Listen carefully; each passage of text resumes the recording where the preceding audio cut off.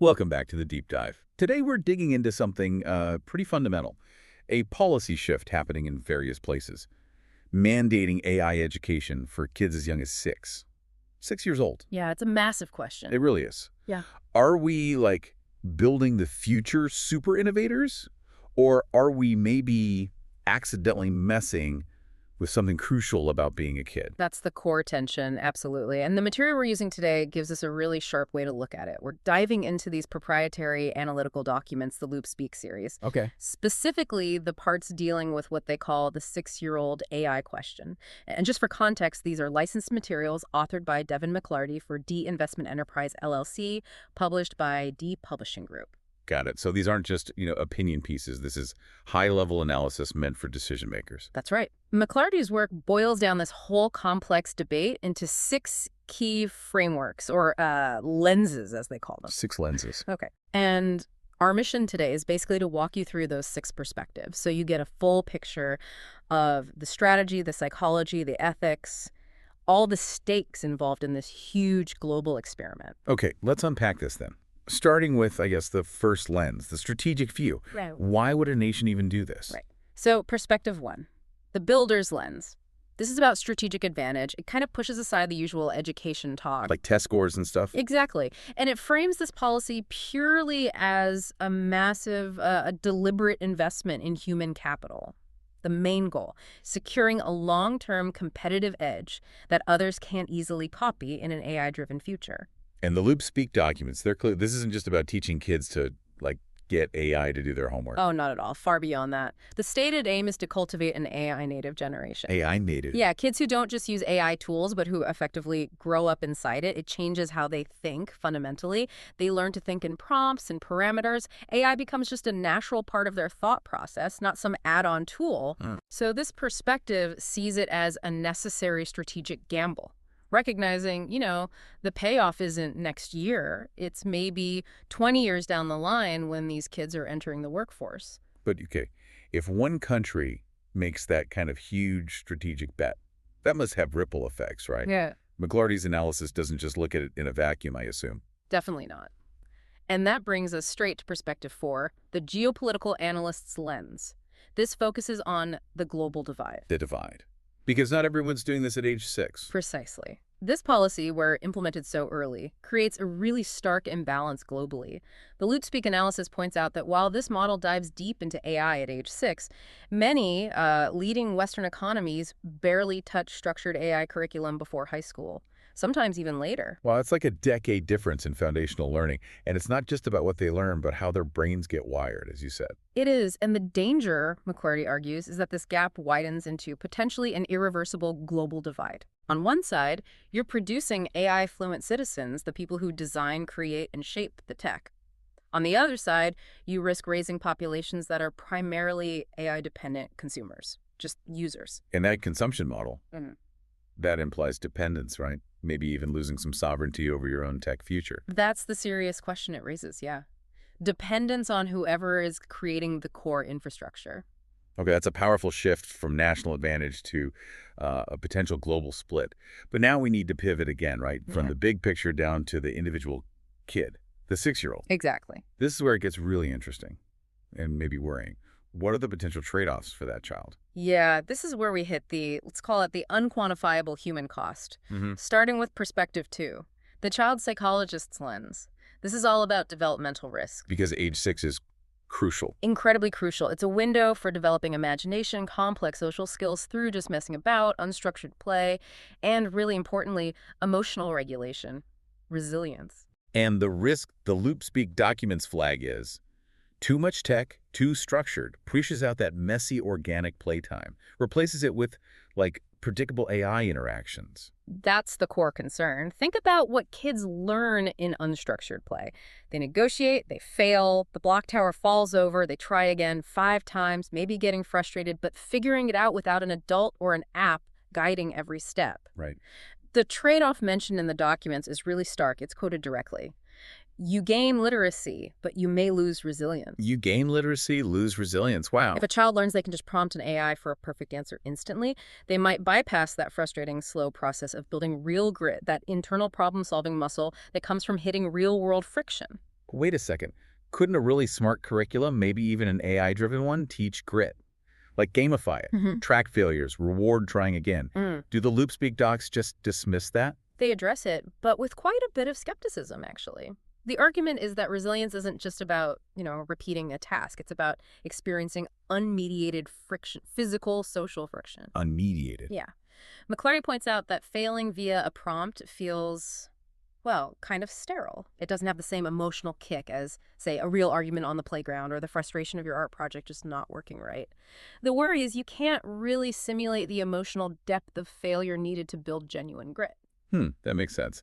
That lack of real-world friction, that idea of losing resilience. Mm. It flows right into the next lens, doesn't it? Yeah, Perspective 5, the cultural guardian's lens. it does. If education isn't just skills, but it's passing on values, Mhm.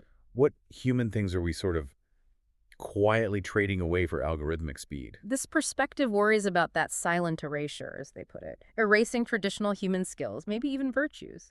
An early, heavy AI focus naturally values speed, output, efficiency over maybe process, patience, deliberation. Yeah, I could see that. The documents mention specific things. They do. Things like the effort of handwriting, the kind of memory needed for oral traditions, like reciting stories or poems, even just basic mental math, doing calculations by hand. Okay, I feel that.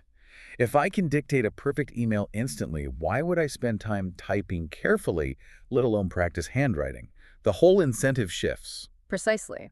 And it might go deeper than just skills. The analysis suggests the actual virtue of patience could be devalued.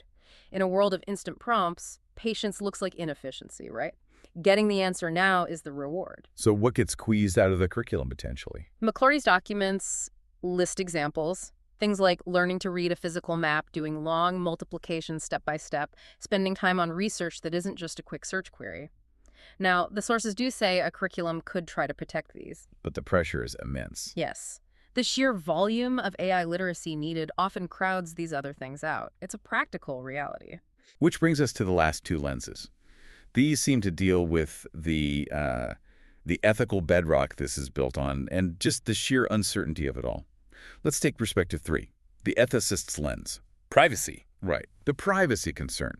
Because if you think about how this works, introducing AI tools so early automatically normalizes massive data collection and constant surveillance right from the start of school. It's not just about protecting data, is it? It's about how being watched shapes you. Exactly. It's about how the self develops under observation. And the sources are pretty direct about what data gets collected on a 6-year-old. Chillingly direct, yeah. The policy means every single interaction can be logged. Right. Every click, question, and curiosity is tracked. Every click. But it's deeper than that. The analysis notes that AI models track how kids engage. Are they frustrated? How long do they take on hard problems? Do they show biases? What are their attention spans, their engagement patterns? All of this builds an incredibly detailed proprietary data profile from their earliest years. Proprietary, meaning someone owns it. And it's probably not just for grading homework, is it?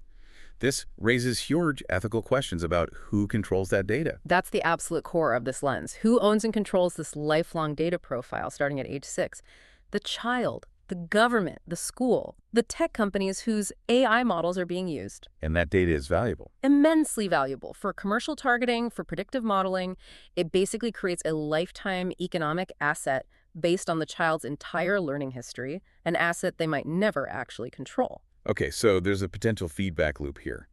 If you connect the ethics being constantly watched from Lens 3 with the developmental stuff, the risk to imagination and taking chances from Lens 2, that seems dangerous. That is exactly the reinforcing loop McClarty describes. If you're constantly being measured, tracked, observed, you might start self-censoring. You might avoid taking risks, asking weird questions, exploring things that aren't on the test. Because you know it's all being logged. Right. It could inadvertently engineer out the very qualities like bold curiosity, intellectual risk-taking, valuing privacy that you actually need for real innovation later on.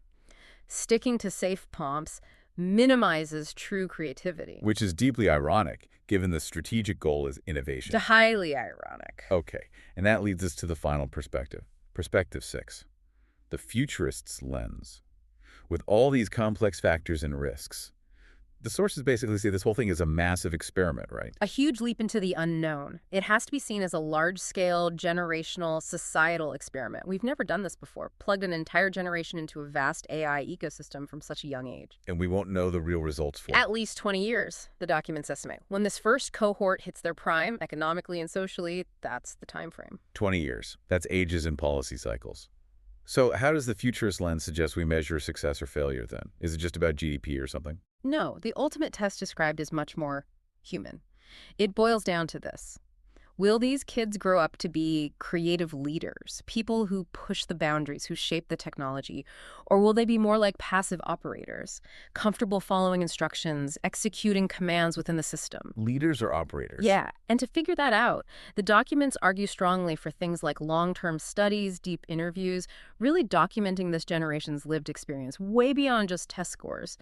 The success criteria are humanistic, not just tech specs. Okay, so let's try and synthesize this. We've gone through all 6 lenses from the Loopspeak documents: the strategic push for an edge, the developmental risks for the child, the privacy normalization, the global divide it creates, the potential cultural loss, and this huge 20-year experiment aspect. What's the core takeaway? When you boil it all down, McClarty's analysis frames it as a fundamental choice, almost a zero-sum game in a way. It's the tension between grabbing a tangible, measurable early advantage in tech fluency versus the maybe intangible, harder-to-measure benefits of delayed but deeper growth that comes from more traditional, unmediated childhood development. One path gives you quick results, data points. The other is slower, messier, more holistic. That's the trade-off. That's the trade-off. And the key question, the phrase that keeps popping up in these documents, tells us where we really need to focus. It's not just about what AI education gives a 6-year-old, the fluency, the speed. The crucial part is the hidden cost, what it quietly erases. What it quietly erases. That forces you to look at what might be lost, the parts of childhood that get sacrificed for efficiency. Exactly. There really is the calculation any society needs to make if they're considering this. Yep. The choice is made now. They literally shape the next generation, one click, one prompt at a time. It forces that hard question. What do we value more? Is it speed and data, or is it process and maybe unscripted discovery? So here's something maybe for you, our listeners, to think about after this deep dive. If that risk to resilience is real, if unstructured, messy play really is vital for building grit, can any curriculum, no matter how smart or well-designed, actually teach that? Can you program resilience into a kid? Or is resilience one of those fundamental human skills that has to be learned the hard way, untracked, unprompted, completely free from the watchful eye of data collection? Something to mull over.